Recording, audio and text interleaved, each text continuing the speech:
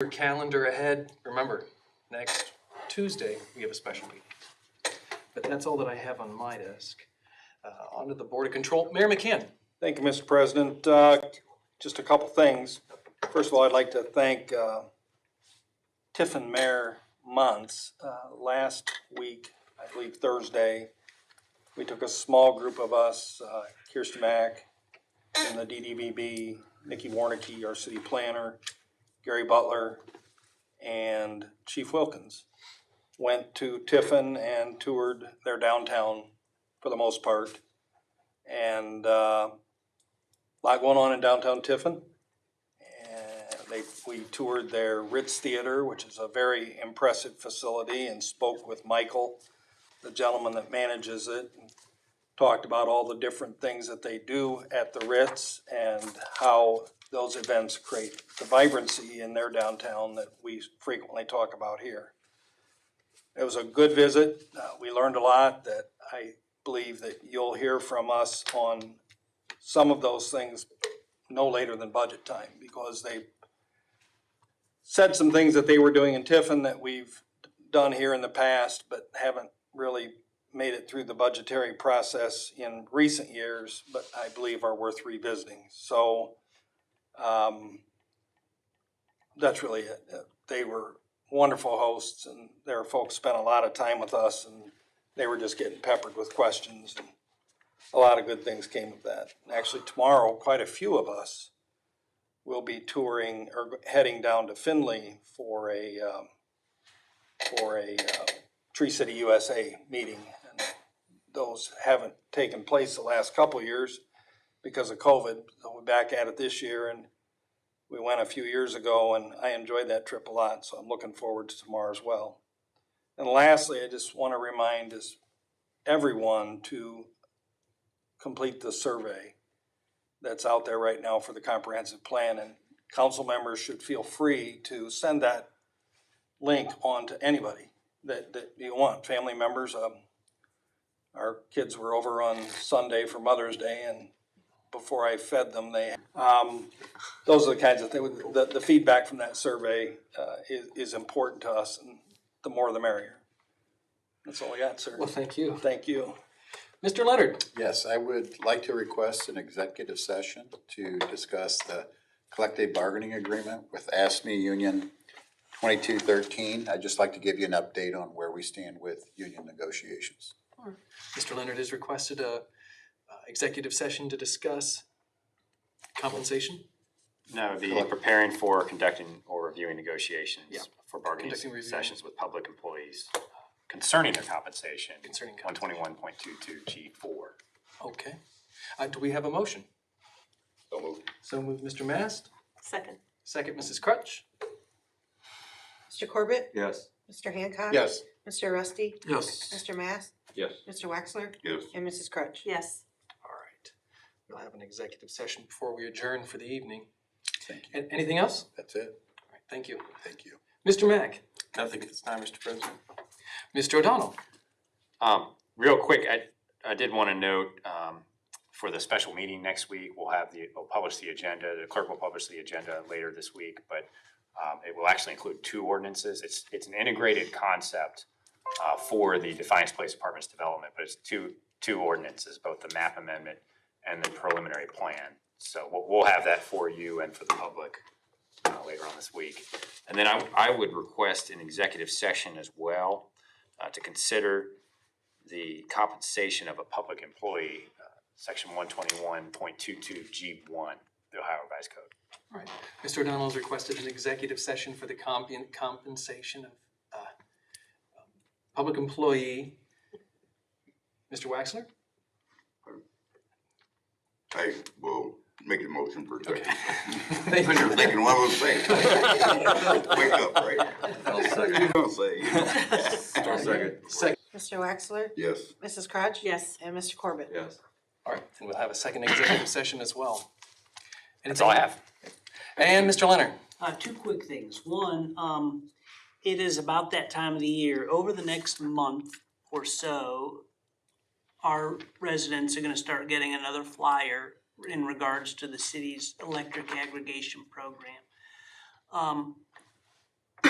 they'll have the opportunity to opt out of the program if they're a member of it now, and that's the point of the letter. It's just to give people an opportunity to opt out. We always get questions, you always get questions, so it's a legitimate mailer. It's in reference to the city's program, and if they're on the plan and don't wanna change, don't do anything. They don't have to do anything. It is interesting to note that, right now, headlines and news all over the place talks about our rising electric rates. In some places going crazy high, and, so we started this contract a year ago. We've got 2 more years to go on it. We're at a fixed rate of 4.69 cents per kilowatt hour. And that is the lowest rate that you can find. There's no rate on the apples to apples comparison chart that you can find. Right now, the Toledo Edison regular rate is 5.43 cents. If our supplier right now is a company called Energy Harbor. If we were to sign on with Energy Harbor today, they're at 14.59 cents per kilowatt hour. And there are all kinds of prices running between 5 cents and 18 cents per kilowatt hour. It's crazy. So we are really get to see the fruits of this program right now. So that's another piece of good news. And then I had 2 purchase orders to report that were between $15,000 and $25,000. Actually, we have an ordinance on for this evening, the second ordinance related to the water line across the Maumee River. And in anticipation of the work that the ordinance is going to authorize, we needed some consulting work. And one was from Bricker and Eckler to help us with the contract language. For the design build that we would like to put into place for this project. It was a $20,000 PO for their legal services. And then there was another PO for Hoff Consulting Services, also related to the contract development for this project that's in tonight's ordinance. And that PO is for $15,500. And that's all I've got. All right, thank you very much. We do have five ordinances for consideration this evening. Would you read the caption for the first one, Ms. Elders? First reading by caption only, an ordinance authorizing the city administrator to contract for the repair of designated sidewalks and declare an emergency. Mr. O'Donnell? Thank you, Mr. President. Section 905.08 of our codified ordinances and section 729.01 of the Ohio Revised Code place the responsibility for repairing a broken or damaged sidewalk upon the adjacent property owner. In other words, the city has the ability to assess that adjacent property owner.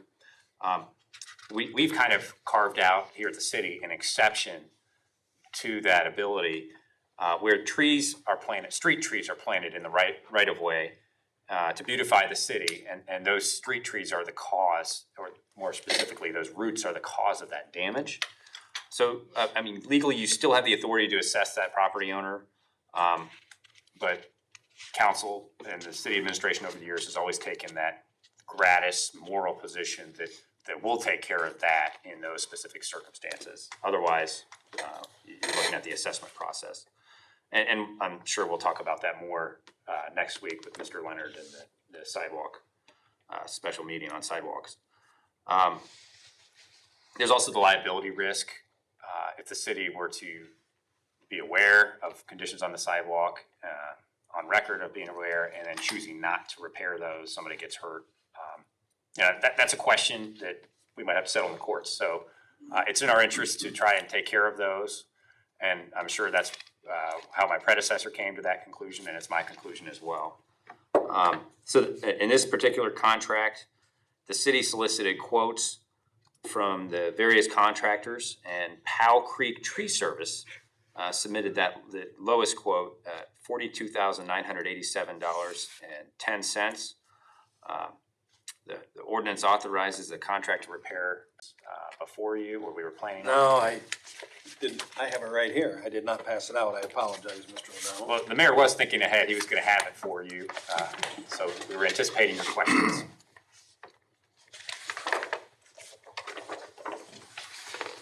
Do you need it? All right, thank you. Thank you. So Do we have any any, questions? while we're waiting for the handouts, do we have any questions for Mr. O'Donnell? Mr. Resty? We hadn't done this for a while, had we? It's been, I know we marked a lot of trees, a lot of sidewalks that, were affected by tree growth and, other items that were priority things that needed to be done and were probably projected to be done by the city. But we hadn't earmarked money for this in a while, if at all. We've done it for 2 or 3 or 4 years, and then, but the last 2 or 3 years we have not. We have not. We was done at Various- 25,000 though, and we raised it to 50. That could be, Yeah, but we- so it's been a few years and, but we did put it in the budget for this year. Is this something that we're gonna be doing, budget-wise every year? We would expect, Okay, great. when things are a little tighter and you've gotta pick and choose your projects, it's unfortunately an easy one to drop off when there are other Yeah. priorities, but we tend to try and have it in the budget each year. Again, I know we have the sidewalk, issue coming up and, maybe Mr. Leonard will be addressing that in there. We did one in an ordinance in 2018, and that was about 26,000. And since then, when council raised the threshold for ordinances to 25, it's possible that, and I'm not sure exactly, but it's possible that it just didn't cross that $25,000 threshold. Now, in this period with inflation, it's 42. Good. Mr. Hancock? And is it possible that we could have additional ordinances that may repair some other sidewalks as well in the future? I would expect that to be in the budget, but I mean, that's subject to Correct. your review. Because I know within the budget currently, with this 50. Understand the process here is, in this case, it was Jacob, our new engineering tech, has to go out and determine which ones to do best, mark them, make a list. The trees and roots obviously have to be removed. And now the construction will take place, and I'm assuming that Jacob will oversee that as well. It's not just a matter of making a list, sending out for Correct. bids and going, we're done. There's a lot more leads up to it than that. Understand. Thank you. Mr. Waxler? No further question, no spending call. We have no other questions. Do you have a motion to suspend and call? Second, Mr. Mast? Mr. Corbett? Yes. Mr. Hancock? Yes. Mr. Rusty? Yes. Mr. Mass? Yes. Mr. Waxler? Yes. And Mrs. Crutch? Yes. Motion adopt. Motion to adopt, Mr. Hancock. Second, Mr. Corbett? Mr. Hancock? Yes. Mr. Rusty? Yes. Mr. Mass? Yes. Mr. Waxler? Yes. Mrs. Crutch? Yes. And Mr. Corbett? Yes. This ordinance is adopted. First reading by caption only, an ordinance authorizing an agreement for geotechnical investigation services for a proposed water line across the Maumee River and declaring emergency. Mr. O'Donnell? Thank you. As many of you know, and you've probably read in our emails to you, the city has identified a breach in the water main crossing at the Maumee, across the Maumee River, that goes across Preston Island and comes on the north side right near the Carpenter Road, East River Drive intersection. It's important to note, though, that that's had no noticeable impact on the quality of our drinking water from the testing that's been conducted. In fact, the water quality has probably improved markedly since the implementation of the GAC project. Nevertheless, the city recommends the construction of an entirely new line. It's time to commence, hopefully, and be completed, hopefully this year, although that is not a promise. That is our goal. So in order to do that and to assign responsibility to one contracting party for both the design and the construction of this new water line, it is complex and it requires knowledge on boring across that river and across the Preston Island. The city is recommending a design build project delivery method, what Mr. Leonard was to just a few moments ago. The city has an engineering consultant that Ms. Sprout works really closely with, Adam Hoff, and he's recommended studying or conducting the geotechnical borings to determine what the eventual design builder will have to cut through for this water line. And ideally, that would enable the city to provide more detail to the design builder and hopefully cut down on those, and on any cost overruns or change orders. So the Manick and Smith Group submitted a proposal to perform these geotechnical services, geotechnical studies for a cost of $88,210. And we're requesting your statutory authority to declare this an emergency project pursuant to 153.71B due to the urgent need to repair this or construct this new water line. All the residents and the businesses on the north side of our river, the Maumee River, including Richland Stryker, Johns Manville, and several others, rely upon this line for their daily operations. And the effect that would have is it exempts the city from going through that whole qualifications-based selection process that you've seen on other projects. Okay, thank you. Mrs. Crutch? Will the 16-inch water line be appropriate for the growth that we possibly could have on the north side? Yes. Okay. Let me expand a little bit too on what Mr. O'Donnell's talking about. Some of you will remember, I believe I was sitting where Mr. McMaster is. I don't think I was mayor yet, but we did a water line project underneath the Maumee down by the railroad bridge. And we did soil borings on each side of the river and bored down on each side of the river and knew what results we had. Then they went to bore the line underneath the river and hit some very hard bedrock. And what we thought, as I recall, being a few $100,000 project, pushed $1 million. And so this time, the reason this explorative work is more expensive and more complex is we'll be drilling out in the river so that we're sure we know what we're going through. But yes, the line itself, the size of this line is more than adequate to meet any growth that will occur out there. Mr. Waxler? No further question, we'll suspend and call. No other questions, motion to suspend and call? Second. Mr. Mast? Second. Mr. Rusty? Yes. Mr. Mass? Yes. Mr. Wexler? Yes. Mrs. Crutch? Yes. Mr. Corbett? Yes. And Mr. Hancock? Yes. Motion to adopt? Motion to adopt, Mrs. Crutch? Second, Mr. Corbett? Mr. Mass? Yes. Mr. Wexler? Yes. Mrs. Crutch? Yes. Mr. Corbett? Yes. Mr. Hancock? Yes. And Mr. Rusty? Yes. And this ordinance is adopted. First reading by caption only, an ordinance awarding a contract for slope repair on East River Drive and declare an emergency. Mr. Leonard? Thank you, Mr. President. As some of you are aware, you may have seen some of the cones placed on River Road, and you may have even as much as looked at some of the deterioration of the shoulder near the guardrail on the river as well. The engineer has looked at this and obviously has been in contact with the county engineer. It is the responsibility of the city to make the necessary repairs. The city would like to do that with this piece of legislation and declare it an emergency so we can move quickly with it. But just to give you an idea of the kind of work that will be done is the contractor will come in and approximately 300 feet from where East High Street actually meets River Road, will come back to the west about 300 feet and dig part of that shoulder out and place stone there and then start to bench that area so it'll be stable. We'll do that with some of the under drains underneath that because we believe that we're getting some of the runoff of the water from the hill there, and it's actually undermining the roadway. So we'll have under drains, we'll have stone, and we'll bench it to prevent it from slipping more.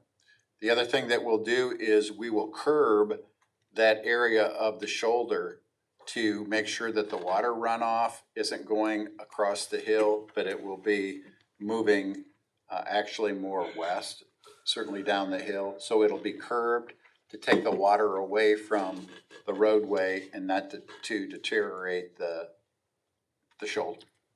So those are the repairs. The contractor is RG Zachary Construction. We've been in contact with him. We would like to get this moving as soon as possible and make the necessary repairs to the shoulder. Thank you. Sure. Do we have any questions for Mr. Leonard? No further questions, motion to suspend the call. A motion to suspend and call Mrs. Crutch, second Mr. Waxler. Mr. Waxler? Yes. Mrs. Crutch? Yes. Mr. Corbett? Yes. Mr. Hancock? Yes. Mr. Rusty? Yes. And Mr. Mass? Motion, Go ahead. motion to adopt. Motion to adopt Mr. Hancock, Second. second Mrs. Crutch. Mrs. Crutch? Yes. Mr. Corbett? Yes. Mr. Hancock? Yes. Mr. Rusty? Yes. Mr. Mass? Yes. And Mr. Waxler? This ordinance is also adopted. First reading by caption only. An ordinance approving a preliminary plan for property located at 1850 North Clinton Street and declaring an emergency. Mr. O'Donnell. I'll actually be taking the next two ordinances together, although I just want to emphasize council eventually should vote on each separately. The two ordinances, one for a map amendment or rezoning for a planned unit development, and the other is for approval of the preliminary plan for this development. I want to emphasize what these ordinances are not. They are not a decision on the final form of this project. So if there's an issue with the parking or the stormwater the prevention plan or the water and sewer capabilities, I know the city engineer has identified some issues. That's not what you're being asked to weigh in on tonight or next week, as the case may be. Those will come before you in the ordinance approving the final development plan within 6 months of final passage of this preliminary plan. It's not a decision on things like the Indiana bat habitat, and it's not a decision on what the marketability or demand for these units may be. Those are surely worthy questions for the developer to consider. They're not the purview of the city council. And again, I want to emphasize it's not the final approval for this proposed project. After this, you'll be about halfway through this process. Rather, the bills before you, these two bills, do three things. They redesignate the area as a planned unit development overlay. And that comes with special rules, but also special flexibilities for the developer to plan out his residential development. It rezones this entire area, this R3 and this R2 down here, as an R3 medium to high density residence district. And finally, it approves the uses, the densities, and conditions of the preliminary plan. Now, again, the preliminary plan is merely the developer's plan to subdivide the property into a planned unit development overlay. It's simply, these are the parcels and how I foresee they will be used, how the developer foresees their use.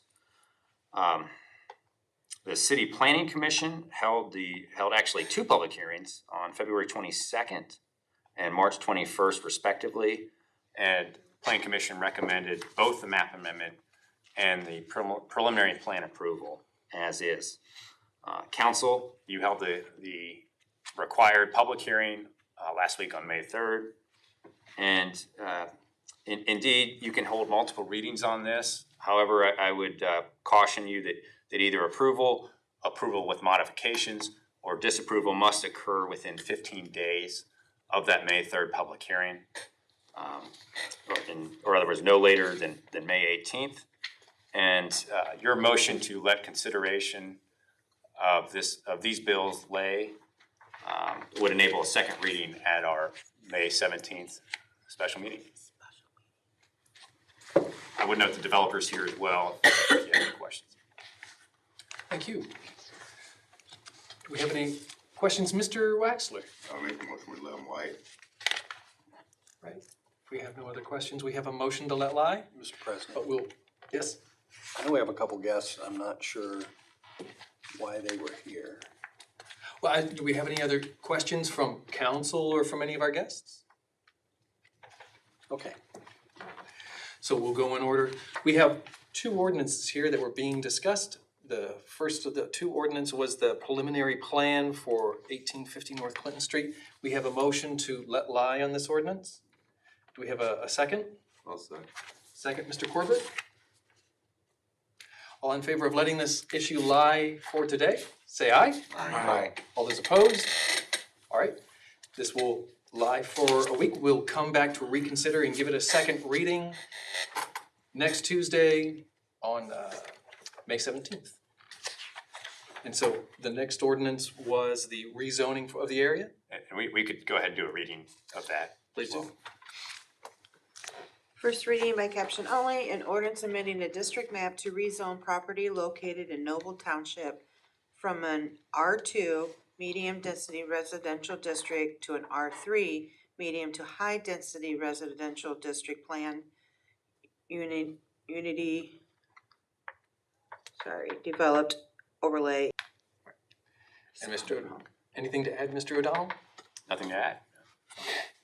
Do we have any questions in these regards for Mr. O'Donnell? Mr. Corbett? Motion let lie. If we have no questions, we have the motion to let lie on this rezoning ordinance. Do we have a second? Second. Second, Mr. Mast. All those in favor of letting this issue lie for a second reading next week, say aye. Aye. All those opposed? All right, we will let this one lie and also bring it for a second reading next Tuesday, the 17th, at our special meeting. With that, the ordinances for consideration have been addressed. This will be a time for citizens' concerns or comments, if you have any.